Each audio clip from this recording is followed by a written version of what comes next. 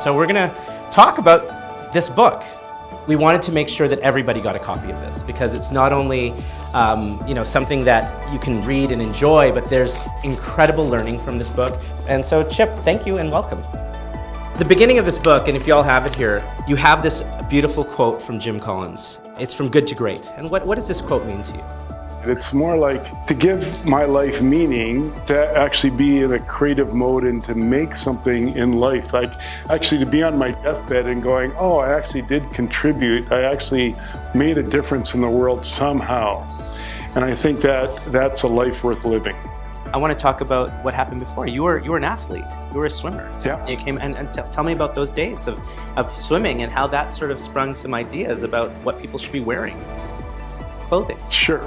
Well, one, we didn't have any money, so the reason I got into swimming because all it cost was a Speedo and there wasn't even any goggles back then. You just suffered through the chlorine, so it was pretty easy on my parents. And so being a competitive swimmer, of course, is the first kind of foray into Lycra tight clothing, and so I lived most of till I was probably 25 as going through university and swimming and everything. So I noticed that girls had, the straps and the 10,000 strokes you do a day and just the rashing. They were always complaining about swimsuits, and so that I think that was always in the background of my mind. Plus, my mom was a sewer, so in order to be with my mom, I had to, sit at the sewing machine, and I learned how to do that and cut patterns and everything else. And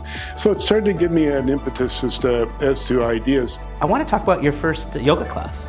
I always had this thing as an entrepreneur, and maybe everyone has their different things, but my thing is when I see three things really quickly, I move on it, and I move really quickly. I was in a coffee shop, and I heard two women talk about yoga. And then the next morning I was reading the paper and I saw an article on yoga. And then I'm walking down the street and there's a telephone post and it has those rip-off things about a yoga class. I've never seen a yoga class before. So I did, and I went to the yoga class. But the interesting thing about it, of course, is I'm looking at the clothing as I always would do, and I found it very unfunctional, very baggy. And of course the teachers couldn't really align any of us their posture because the clothing was very baggy and it didn't really make sense. Plus it was sweaty and the cotton stuff didn't work and blah, blah, blah. But really it was like waiting 30 days that it ended up being like about 30 people in the class. And so I extrapolated out the same way I did in surf skate snowboarding and went, this is going to be really big. If you really look at fashion from the last 20 years, you'll see how much influence Lululemon has had, because suddenly we were using the seams to actually accentuate bodies.